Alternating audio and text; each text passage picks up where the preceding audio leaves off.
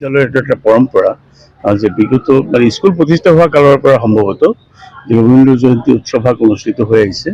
আগতে অৱশ্যে এদিনীয়া প্ৰগ্ৰাম আছিলে, কিন্তু এতিয়া বৰ্তমান ছাত্ৰ ছাত্ৰীৰ পৰিসৰ বেছি আৰু বিভিন্ন প্ৰতিযোগিতাবিলাক হয়, তাৰ কাৰণে এদিন ৰখা হয়। আৰু দ্বিতীয় দিনাখন আমি বিশিষ্ট অতিথি মাতি আনো আৰু তেখেতৰ দ্বাৰা আমি ছাত্ৰ ছাত্ৰীসকলক ৰবীন্দ্ৰ দৰ্শন, ৰবীন্দ্ৰ শিক্ষা বা ৰবীন্দ্ৰ গীত মাত, কাব্য, নাটক এই সম্পৰ্কে আমি তেখেতসকলৰ দ্বাৰা জৰিয়তে শুনিব পাৰোঁ। আৰু বিশেষকৈ আমাৰ এইটো অঞ্চল যিহেতু বাংলা অধ্যুষিত অঞ্চল, গতিকে ছাত্ৰ ছাত্ৰীসকলে ৰবীন্দ্ৰ সংগীত মানে সংগীতখিনি ঘৰতে বহুতখিনি আয়ত্ব কৰে আৰু বছৰৰ এটা দিনৰ কাৰণে তেওঁলোক মানে প্ৰস্তুত হৈ থাকে কোনদিনাখন আমবাগান উচ্চতৰ মাধ্যমিক বিদ্যালয়ত এই ৰবীন্দ্ৰ জয়ন্তী উৎসৱভাগ অনুষ্ঠিত হ'ব। আৰু তাৰ কাৰণে তেওঁলোকে বিভিন্ন প্ৰতিযোগিতা ধুনীয়াকৈ তেওঁলোকে নিজৰ ট্ৰেডিশ্যনেল এটায়াৰখিনি পিন্ধি আহে, জাতীয় যিটো সাজ পোছাক পৰিধান কৰে আৰু সুন্দৰ সমিলমিলেৰে ইয়াত সকলো সম্প্ৰদায়ৰ লোকে সুন্দৰভাৱে অংশগ্ৰহণ কৰে আৰু তেওঁলোক সকলো ছাত্ৰ ছাত্ৰীয়ে ইয়াত আনন্দ উপভোগ কৰে। কাৰণ আমাৰ শিক্ষা ব্যৱস্থাটোত আজিকালি বহুত মানে জটিলতা আহি পৰিছে, তাৰ মাজতে এইটো এটা কো স্কলাষ্টিক এক্টিভিটিৰ নিচিনা আমি ছাত্ৰ ছাত্ৰীসকলক অকণ দুদিনীয়া সাধাৰণভাৱে আমি ফৰ্মেল এডুকেশ্যনৰ পৰা তেওঁলোকক অকণ আঁতৰাই আমি অকণ আনন্দ বা খোৰাক বা তেওঁলোকৰ গীত মাত নৃত্য ইত্যাদিৰে আমি অনুষ্ঠানটো উপভোগ কৰিবলৈ দিলোঁ। এতিয়া তেওঁলোক ৰিফ্ৰেছ হ'ব, অহাকালিৰ পৰা পোনপ্ৰথমে আকৌ বিদ্যালয় আৰম্ভ হৈ যাব। নিৰ্দিষ্ট বক্তা হিচাপে আহিছিল আমাৰ মহাপুৰুষ শ্ৰী শ্ৰী শংকৰদেৱ মহাবিদ্যালয় বটদ্ৰৱা, সেইটো তেখেত হৈছে ডক্টৰ ত্ৰিদীপ কুমাৰ গোস্বামী।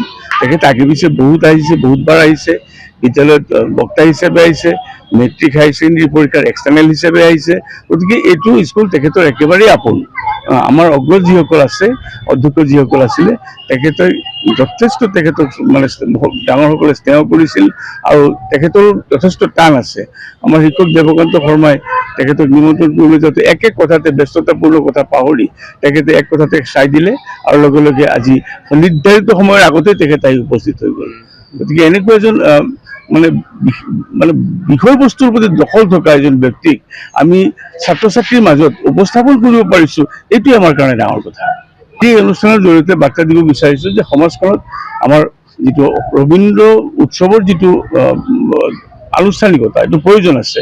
কাৰণ ইয়াৰ মাজেৰে ৰবীন্দ্ৰ দৰ্শন, ৰবীন্দ্ৰ সাহিত্য, ৰবীন্দ্ৰ সংস্কৃতি, ৰবীন্দ্ৰৰ যিমানখিনি এক্টিভিটিজ আছে, এই এক্টিভিটিজখিনি আমাৰ সমাজখনে গ্ৰহণ কৰিব লাগে। কাৰণ তাৰ মাজতে ছাত্ৰ ছাত্ৰীসকলক, সৰু শিশুসকলৰ উদ্দেশ্য বহুত কবিতা, বহুতো কাব্য সংকলন তেখেতে নিজেৰে ৰচনা কৰি থৈ গৈছে, কিছুমান কালজয়ী সংগীত ৰচনা কৰিছে। এইবিলাকৰ মাজেৰে নতুন চামে আগুৱাই আহিব। কাৰণ আজিকালি সমাজ ব্যৱস্থাটো আপুনি দেখিছে অধঃস্খলন ঘটিছে সমাজ ব্যৱস্থাত।